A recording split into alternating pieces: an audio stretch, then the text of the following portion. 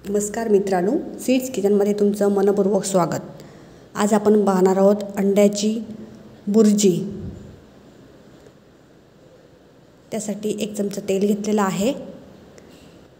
त्यामध्ये 4 अंडी फोडून टाकायची।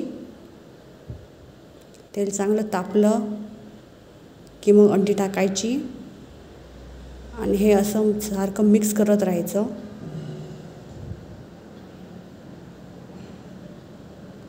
नंतर त्याची बुर्जी होते बघा।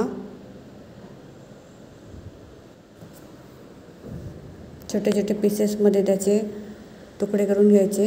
हे बघा असं सेपरेट अंड होतं। ते अंड काढून घेऊन दुसऱ्या भांड्यामध्ये त्या 1 चमचा तेल घेतलेला आहे।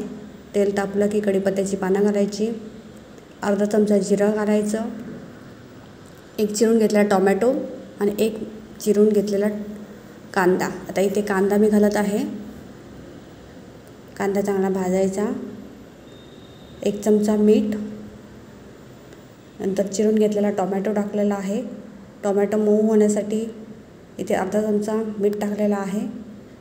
हे चांगलं मिक्स करून घ्यायचं आणि 5 मिनिटासाठी शिजायला ठेवायचं, म्हणजे कांदा आणि टोमॅटो चांगला मऊ होईल। तुम्ही पाहू शकता इथे टोमॅटो मऊ झालेला आहे। अर्धा चमचा हळद टाकायची, 1 चमचा आपला घरगुती मसाला। हे चांगलं मिक्स करून घ्यायचं आणि यामध्ये जे आपण अंड फोडून घेतलं होतं ते टाकायचं।